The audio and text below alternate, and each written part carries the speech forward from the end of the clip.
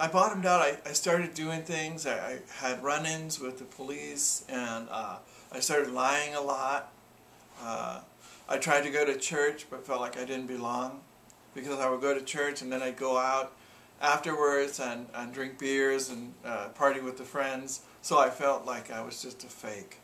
My family didn't understand what was going on with me. They didn't know half of the things I had done, or half of the trouble I had been into, or what was going on in my mind. They knew that something was wrong, but they couldn't quite pinpoint it. It was unpredictable.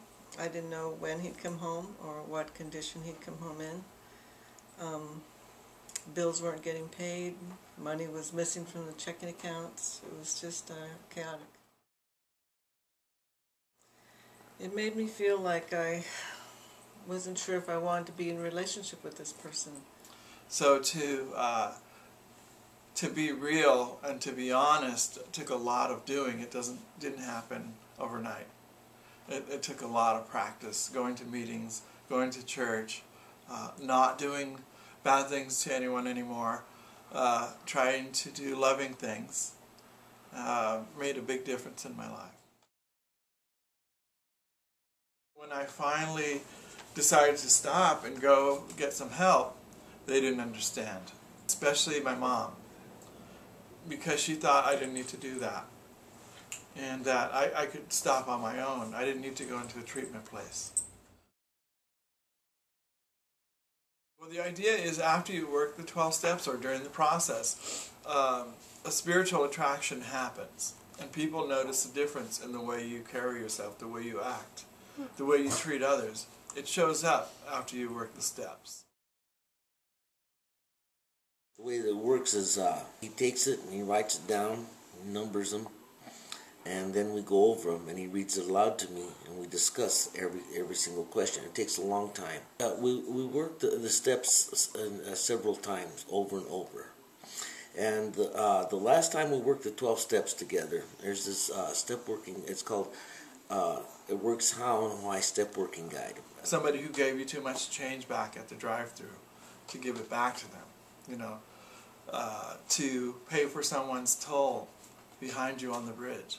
To do different things like that felt really good, and it was really inspiring for me to live a different way, to not try to steal from people, not lie to them, and not be afraid of the police. At 30 days, clean and sober. Some guy asked me to do it, and I said, I can't do it, I don't know nothing about it. He said, well, you got 30 days and I got 1, so you can do it. So I did. To walk people through the 12 steps. When they're having problems, to point them into the 12 steps, you know, get them used to going to meetings and living clean on a daily basis. You need someone to call when things go really wrong or things don't go your way and you don't understand. They help to bring clarity to you. I've been to several meetings, and I met Mike at one meeting, and his honesty and willingness to talk about personal things made me understand that he had a lot of understanding of other people, and that he would be understanding, because in my life I felt like a lot of things that I didn't want to tell nobody. I had a lot of phone numbers given to me and stuff, and a lot of people I'd met through the program, but I didn't know any of them on a good enough basis to where I felt I could talk to them about deep, important things.